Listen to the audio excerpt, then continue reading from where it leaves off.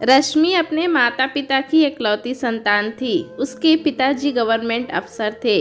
माताजी घर संभालती और रश्मि की देखभाल करती थी। जब रश्मि का जन्म हुआ तब उसकी सुंदरता पे मुग्ध होकर डॉक्टर साहब ने ही उसे रश्मि नाम दे दिया था। माता पिताजी ने इसी नाम को अपना सौभाग्य समझकर अंगीकार कर लिया और उस प्यारी नन्ही परी का नाम रश्मि पड़ गया। रश्मि के माता पिता ने घर वालों की मर्जी के खिलाफ प्रेम विवाह किया था, जिससे नाराज होकर उनके घर वालों ने उनसे सारा रिश्ता खत्म कर लिया था। उनके जीवन में बुजुर्गों के आशीर्वाद की कमी हमेशा खलती थी। रश्मि के जन्म पर भी उनके घर वालों का दिल नहीं पसीजा। इन दोनों ने प्रेम विवाह तो किया था, अंतर्जातीय विवाह भी था ये। उनके रूढ़िवादी परिवार ने इन दोनों को पूर्ण रूप से परित्याग कर दिया था। इन दोनों ने कई बार कोशिश की अपने परिवार वालों से मिलने की, क्षमा याचना की, मगर कोई फायदा नहीं हुआ। अंत में अपनी नियति मानकर इन्होंने कोशिश करना छोड़ दी। रश्मि बचपन से ही बड़ी नटखट थी। उसकी शरारतें और मोहक मुस्कान सबका दिल जीत लेते। पड़ोसी हो या घर के लोग, सब उस पर जान छिड़कते थे। माता पिता के तो आंखों का तारा थी रश्मि। धीरे धीरे रश्मि बड़ी होती गई। वो दिन भी जल्दी आ गया जब रश्मि को पहली बार स्कूल जाना था। उस दिन मम्मी को बहुत चिंता हो रही थी कि इतनी छोटी बच्ची स्कूल में कैसे रहेगी, मुझे ना पाकर रोएगी तो नहीं। रश्मि पहली बार इतनी देर के लिए उनसे दूर जो हो रही थी, मन भी चिंतित हो रहा था। स्कूल ड्रेस में रश्मि किसी परी से कम नहीं लग रही थी। स्कूल बस स्टैंड तक छोड़ने पापा और मम्मी दोनों गए। जब बस आई और रश्मि उसमें बैठ गई, बस के जाते ही इन्हें ऐसा लगा जैसे कलेजे का टुकड़ा उनसे दूर हो रहा हो। जब 4 घंटे बाद रश्मि स्कूल से वापस आ गई तब इनके जान में जान आई। पहला दिन स्कूल का बहुत अच्छा था। रश्मि के कुछ दोस्त भी बन गए थे।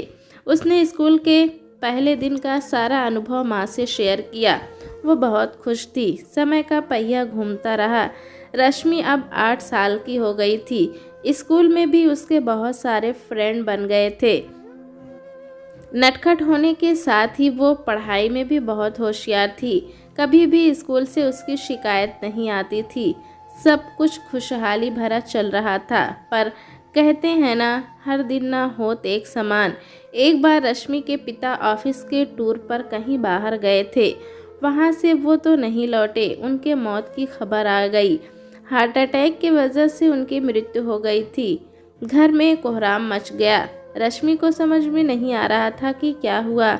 बाल मन बहुत ही सुलभ होता है। रश्मि को तो यही लग रहा था पापा आएंगे तो सब ठीक हो जाएगा। पर जब उसके पापा की डेड बॉडी आई तो शायद रश्मि को थोड़ा अंदाज़ा हो गया कि उसने अपने प्रिय पिता को खो दिया है हमेशा के लिए। वो भी बिलख बिलख कर रो रही थी। रोते रोते वो कोमा में चली जाती थी। उसकी माँ के लिए ये दोहरा आघात था। किसी तरह रश्मि की माँ ने खुद को संभाला और रश्मि का ख्याल रखने लगी। पूरे 11 दिनों के बाद रश्मि को होश आया था। होश में आते ही वो पापा पापा की रट लगाने लगती और फिर बेहोश हो जाती।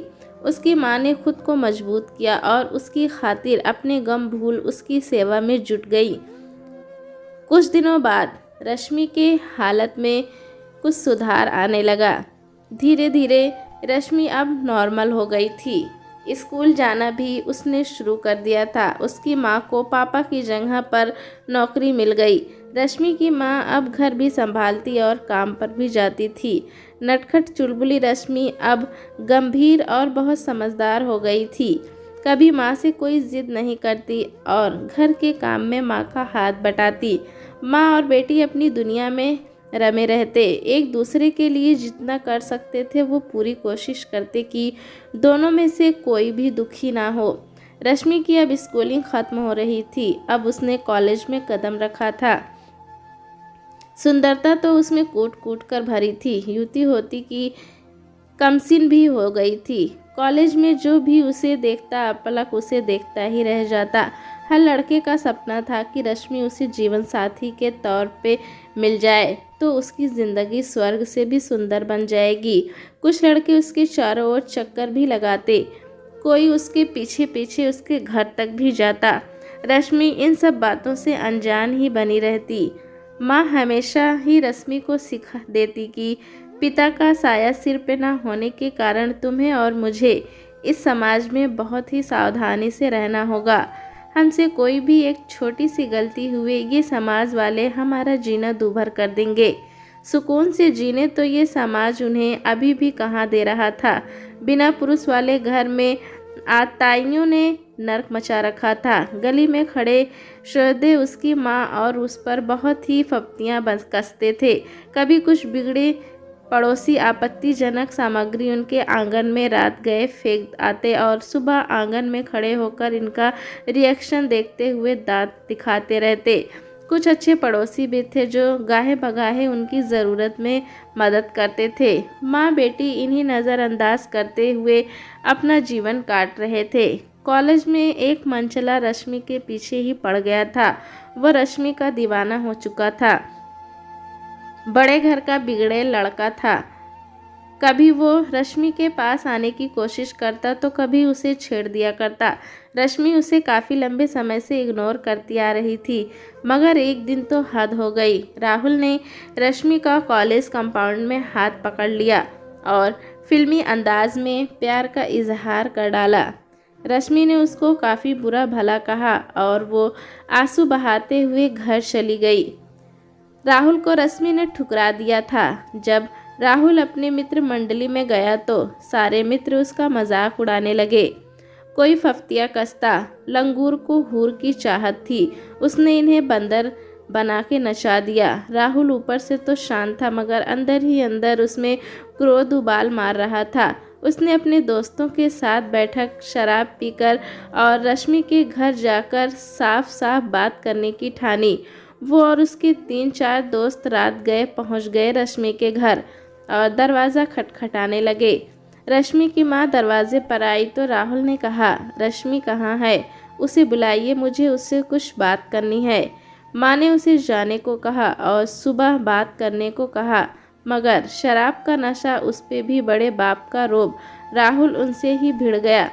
जब काफ़ी शोर शराबा मच गया तो रश्मि बाहर आई। उसने देखा दरवाजे पे राहुल और उसके दोस्त और पड़ोसियों का मजमा लगा हुआ है। लोग उसे अजीब नज़रों से घूर रहे हैं। राहुल ने वहीं सबके सामने रश्मि को आई लव यू बोलना और प्रणय निवेदन करना चालू कर दिया। शांत रहने वाली रश्मि का पारा चढ़ गया। उसके शरीर में गुस्से की वजह से कंपन होने लगा। आगे बढ़कर उसने कहा, तुम समझते क्या हो अपने आप को? बड़े बाप के बेटे हो तो दूसरों की कोई इज्जत नहीं है। तुम जैसे लड़कों पर तो कोई लड़की थूके भी नहीं। और गुस्से में उसने राहुल को एक थप्पड़ जड़ दिया। अब पड़ोसी भी रश्मि के पक्ष में बोलने लगे और इन लड़कों की पिटाई कर उतारू हो गए। अपने आप को घिरा देख राहुल और उसके दोस्त माँ बेटी को देख लेने की धमकी देते हुए वहाँ से निकल गए। इस बात को बीते कई दिन हो गए थे। रश्मि कॉलेज जाती रही, मगर राहुल का कुछ पता नहीं था। उसने कॉलेज आना छोड़ दिया था। एक दिन जब रश्मि कॉलेज से घर आ रही थी, दोपहर का वक्त था और रास्ता सुनसान। रश्मि अपनी सहेलियों के साथ कॉलेज से घर आ रही थी, तभी कहीं से 4 नकाबपोश मोटरसाइकिल से आए और रश्मि को घेर कर खड़े हो गए। उसमें से एक ने कहा, बहुत घमंड है इसे अपनी सुंदरता पर, आज इसका गुरूर तोड़ देते हैं। रश्मि की सहेलियां डर तो गई थीं, पर साथ नहीं छोड़ रही थी रश्मि का। तभी अचानक रश्मि के पीछे सिर पर किसी ने वार किया। रश्मि इस वार को झेल नहीं पाई और चक्कर खाकर गिर गई। एक दूसरे लड़के ने जेब से एक शीशी निकाली और रश्मि के चेहरे पर गिरा कर भाग गया। उसके साथ ही सारे मोटरसाइकिल सवार रफू चक्कर हो गए। रश्मि की सहेलियों ने बड़ा ही बीभत्स दृश्य देखा। रश्मि के बाल खुद ब खुद निकलते जा रहे हैं। उसके चेहरे का मांस गल रहा है। उन्होंने रश्मि के चेहरे पर पानी डालना शुरू कर दिया और एम्बुलेंस को कॉल कर दिया। आनन फानन में एम्बुलेंस आई और रश्मि को लेकर वे सब हॉस्पिटल पहुंच गए। रश्मि की मां अपने कार्यालय में व्यस्त है, तभी उनके फ़ोन की घंटी बजती है। फ़ोन उठाते ही उधर से जो कुछ भी कहा जाता है वो सुनकर रश्मि की माँ की हालत ख़राब होने लगती है। वो रोते हुए हॉस्पिटल को निकल जाती हैं। सहकर्मी उनके इस हालत को देखकर कुछ समझ नहीं पाते। कुछ सहकर्मी रश्मि की माँ के साथ हो लेते हैं। रश्मि की माँ जैसे तैसे खुद को संभालते हुए हॉस्पिटल पहुँचती हैं। वहाँ रश्मि की सहेलियाँ और पुलिस को देखती हैं और उनसे सवाल करती हैं, कहाँ है मेरी बेटी, कैसी है वो, मुझे उससे अभी मिलना है। रश्मि की माँ को फ़ोन पर केवल एक्सीडेंट हो गया है ऐसा बताया गया था। रश्मि की सहेलियाँ उनके गले लगकर रोने लगती हैं और सारी बातें विस्तार से बताती हैं। सारी बातें सुनकर रश्मि की माँ दहाड़ मारकर रोने लगी। उनके सहकर्मी उनको हौसला देने की कोशिश करते हैं। इस मुश्किल घड़ी में डॉक्टर उन्हें बुलाते हैं और उनसे हॉस्पिटल की कुछ फॉर्मेलिटी पूरी करवाते हैं। रश्मि की माँ डॉक्टर से कहती हैं, डॉक्टर साहब कैसी है मेरी बेटी, क्या मैं उससे मिल सकती हूँ, ठीक तो है ना वो? मैम आपको हिम्मत रखनी होगी, उस पर बहुत ही स्ट्रॉन्ग एसिड अटैक हुआ है। जान उसकी भले ही बच जाए मगर जो मानसिक आघात उसे लगा है उससे उबरने में पता नहीं वो सफल हो भी पाएगी या नहीं, कह नहीं सकता। आपको बहुत स्ट्रॉन्ग होना पड़ेगा। रश्मि की माँ ने बहुत रिक्वेस्ट किया कि एक बार उसे रश्मि से मिलने दिया जाए। तब डॉक्टर उन्हें रश्मि के पास लेकर गए। रश्मि बेहोश पड़ी हुई थी। माँ ने जैसे ही उसका विभत्स चेहरा देखा बहुत ज़ोर से विलाप करने लगी। नर्स ने उनको शांत करने की कोशिश करी और उन्हें लेकर कमरे से बाहर आ गई। रश्मि की माँ रश्मि को इस हालत में देखने के बाद खुद को संभाल नहीं पा रही थी। उनकी दुनिया तो ख़त्म हो गई थी। पति के जाने के बाद जीने की जो उम्मीद थी उसकी ये हालत देखकर उनकी सारी उम्मीदें और हौसले टूट चुके थे। पुलिस वालों ने कुछ अज्ञात लोगों के खिलाफ केस दर्ज किया और फॉर्मेलिटी कर वहां से चले गए। इलाज के कुछ दिनों बाद रश्मि को जब होश आया, अपने बगल में बैठी माँ को देखकर उसकी आंखों से आंसू बहने लगे। माँ उसे हौसला देना चाह रही थी लेकिन वो खुद अपने आंसू नहीं संभाल पाई। रश्मि अभी कुछ भी बोलने की स्थिति में नहीं थी मगर लिखकर उसने पुलिस वालों को बताया कि उस एसिड अटैक के पीछे राहुल का हाथ हो सकता है। पुलिस वालों ने राहुल को उठा लिया, जमकर उसकी पिटाई की। राहुल टूट गया और उसने स्वीकार कर लिया कि उसने ही अपने 3 साथियों के साथ मिलकर इस घटना को अंजाम दिया है। राहुल के परिवार वाले ये सब जानकर स्तंभ रह गए। कहाँ उन्होंने अपने बेटे से बड़ी बड़ी उम्मीदें लगा रखी थी, कहाँ उनके बेटे ने ऐसी नीच हरकत करके उनकी इज्जत दागदार कर दी। राहुल के माता पिता हॉस्टल में रश्मि को देखने पहुँचे। रश्मि की हालत देखकर उनकी भी आंखें भर आई। उन्होंने राहुल की तरफ से रश्मि और उसकी माँ से माफ़ी मांगी और रश्मि के इलाज के सारे खर्च खुद उठाने की बात की। रश्मि की माँ ने मना कर दिया मगर अपराध बोझ से घिरे राहुल के माता पिता के बहुत गिड़गिड़ाने पर उसकी माँ और रश्मि मान गई।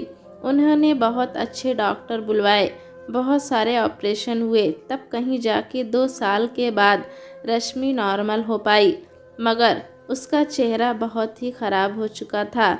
बहुत सारे मनोवैज्ञानिक काउंसलिंग के बाद अब उसने अपने आप को स्वीकार करने लगी थी, खुद को सामान्य रखने लगी थी। इधर राहुल को इन 2 सालों में बेल मिल गई थी, उसकी शादी भी हो गई थी और एक सामान्य जीवन जीते हुए वो अपने पिताजी के बिजनेस में मदद करने लगा था। उसके लिए ये घटना एक नासमझी में की गई गलती थी मगर उसकी ये गलती कितनी बड़ी सज़ा थी रश्मि के लिए, ये बस रश्मि और उसकी माँ ही समझ सकती थी। रश्मि घर पर रहते रहते थक चुकी थी। अब वो बाहर निकलना चाह रही थी मगर जब भी वो बाहर जाती उसे लगता हर कोई उसकी तरफ उंगली उठाकर उसे उसका अतीत याद दिला रहा हो। उसे अब यहाँ बिल्कुल भी अच्छा नहीं लगता था। उसने अपनी माँ से कहा, माँ यहाँ मेरा मन नहीं लगता, जब भी कहीं जाओ लोग मेरे अतीत और मेरी सुंदरता के बारे में बातें करती हैं और सहानुभूति जताई जाती है। प्लीज़ कहीं और चलते हैं जहां मैं नए जीवन की शुरुआत कर सकूं। माँ ने भी सोचा, ठीक ही तो कह रही है रश्मि। उन्होंने अपने कार्यालय में ट्रांसफ़र की बात की और उनका ट्रांसफ़र मुंबई हो गया। कुछ ही दिनों बाद सारी तैयारियां पूरी करने के बाद दोनों मुंबई शिफ्ट हो गए। मुंबई आकर भी रश्मि सहज नहीं हो पा रही थी। उसका अतीत उसके साथ साए की तरह लिपटा रहा। वो चाह कर भी उनसे पीछा नहीं छुड़ा पा रही थी। वो जहाँ कहीं भी जाती लोग उससे मुंह फेर लेते थे या मुंह बिचकाकर आगे निकल जाते थे। बच्चे उसे देखकर डर जाते थे, पर इसके विपरीत वह बदले में अपनी प्यारी मुस्कान ही देती थी। जीने का हौसला तो माँ बेटी में जैसे कूट कूट कर भरा था। दोनों एक दूसरे की प्रेरणा बनते हुए अपने हौसले को बुलंद करती और पुनः नए प्रभात के साथ नया आरंभ करती। इसी कड़ी में रश्मि ने नौकरी के लिए आवेदन देना शुरू किया। शीघ्र ही उसे एक योग्य एवं सम्मानित पद हेतु साक्षात्कार बुलावा आया। उत्साह से परिपूर्ण अगली सुबह ज्यों ही साक्षात्कार के लिए तैयार हुई, खुद को आईने में देखते ही वो पुनः बिखर सी गई। बढ़ते कदम ठिठक से गए थे, तभी माँ ने उसके प्रबल होती निराशा को विराम दिया। मैं समझती हूँ बेटा तुम्हारी मनोदशा को, पर ऐसे दिखावे की दुनिया को ही सर्वोपरि मानोगी तो कैसे चल पाओगी। ये रूप सौंदर्य महज कुछ दिनों का है। हर इंसान की एक अवस्था ऐसी भी आती है जब उसका शरीर ही उसका साथ छोड़ देता है। बुढ़ापा उसे उसकी सच्चाई से अवगत कराता है। ये अवस्था किसी के भी नियंत्रण में नहीं होती। तुम अपने आत्मिक सौंदर्य को परखो, ये ताउम्र तुम्हारा साथ देगी। तुम्हारी योग्यता ने तुम्हें ये अवसर दिया है, ना कि तुम्हारे बाह्य सौंदर्य ने। बड़ो और अपने हिस्सों का हक, स्वाभिमान, सम्मान सब समेट लो जिसकी तुम अधिकारी हो। रश्मि ने अपना पर्स और ज़रूरी कागजात उठाए निकल पड़ी एक नए सफ़र के लिए। ये किस्मत ही थी उसकी कि इतने आवेदकों के बीच उसे इस पद के लिए चयनित कर लिया गया। खुशी तो अथाह थी, मगर एक कसक थी कि कहीं उसकी अवस्था के चलते दया कहकर तो उसे ये नौकरी नहीं मिली। तभी बॉस आकर पूरे तेवर में, देखो तुम्हारी पिछली ज़िंदगी में क्या हुआ मुझे नहीं पता और ना ही मैं जानना चाहता हूँ। मुझे अपने काम के प्रति पूरी लगन और निष्ठा चाहिए। ये रहा आपका नियुक्ति पत्र। आप कल से अपना पद ग्रहण करें। अगले दिन रश्मि ने सभी सहकर्मियों से औपचारिक होकर अपने काम का शुभारंभ किया। शीघ्र ही उसकी कार्यशैली और मधुर व्यवहार ने सबको अपनी ओर आकर्षित कर लिया। वसूलों की पक्की, समय पर कार्य को पूरा करना, यदा कदा सहकर्मियों के कार्य में सहयोग, खास करके अपने डब्बे से प्यून भैया को भी हिस्सा लगा देना। इतने सरल स्वभाव ने जैसे उसे दफ्तर का केंद्र बिंदु बना दिया हो। किसी को उसके शरीर के निशान दिखते ही नहीं थे, क्योंकि अब तक उसका चरित्र उसके रूप से बलवती हो चुका था। इन्हीं सबके बीच कुछ दिनों से उसने महसूस किया जैसे प्रतीक नामक सहकर्मी का व्यवहार उसके लिए कुछ अलग ही था। देखने में सुंदर, सुघड़, ऊपर से अमीर परिवार से ताल्लुक़ रखने वाला प्रतीक थोड़ा भी नक्शड़े स्वभाव का। रश्मि कितना भी बेहतर काम करती, प्रतीक उसे झिड़क ही रहता था। ऐसा लगता कि उसे वो देखना ही नहीं चाहता। यहाँ तक कि खाने के समय अगर वो आ जाती तो प्रतीक डब्बा लेकर दूसरी तरफ चला जाता था। उसे देखते ही अजीब सी शक्ल बना लेता था। इसके विपरीत रश्मि इसे नज़रअंदाज करते हुए अपने काम में बिजी रह जाती थी। सब समझते हुए भी नासमझ होकर आगे बढ़ जाती थी। एक दिन रश्मि का जाना उसके किसी परिचित के यहाँ हुआ, जहाँ पहुँचने के लिए हाईवे से होकर गुजरना पड़ता था। टैक्सी में सवार रश्मि को बंद कार में घुटन सी महसूस हो रही थी। उसने कांच को थोड़ा नीचे सरका दिया। बाहर की हवा से उसे अब अच्छा महसूस हो रहा था। तभी उसने देखा कि हाईवे के किनारे भीड़ लगी हुई है। उसने ड्राइवर को बोला, भैया देखना ज़रा क्या हुआ है। मैडम क्या रुकना, जाने भी दो, होगा कोई, क्या करना हमें। अरे नहीं भैया, कोई भी हो सकता है उस जगह, कृपया आप इंसानियत के नाते ही सही कम से कम देख तो लें। तभी बगल से गुजरते एक सज्जन से पूछने पर पता चला कि कोई शराबी है, शायद पी पा एक्सीडेंट कर लिया है। रश्मि रुकना चाहती थी पर ड्राइवर ने गाड़ी आगे बढ़ा दी। जैसे ही कुछ कदम वो आगे निकली होगी, उसे दुर्घटनाग्रस्त मोटरसाइकिल दिखी जो प्रतीक जैसी लग रही थी। उसने तुरंत गाड़ी रुकवाई और भागकर पीड़ित के पास जा पहुंची। पीड़ित कोई और नहीं, प्रतीक ही था, जो कि बुरी तरह दर्द में करा रहा था। इनके सर से तो बहुत खून निकल रहा है, आप लोग कृपया सहायता करें, अन्यथा कुछ भी हो सकता है। रश्मि ने सबसे अनुरोध किया पर कोई प्रतीक को हाथ भी लगाने को तैयार न था। सब काम की व्यवस्था या फिर फालतू के लफड़ों में न पड़ने का बहाना बताकर बस तमाशा देखकर आगे निकल जा रहे थे। रश्मि ने टैक्सी ड्राइवर से मिन्नत की पर वो भी आनाकानी करने लगा। रहने दो मैडम, अभी पुलिस एम्बुलेंस सब आती होगी, क्यों फालतू के लफड़ों मोल ले रही हैं। रश्मि फटकार लगाते हुए चिल्लाई, ये कोई जानवर नहीं, इंसान है।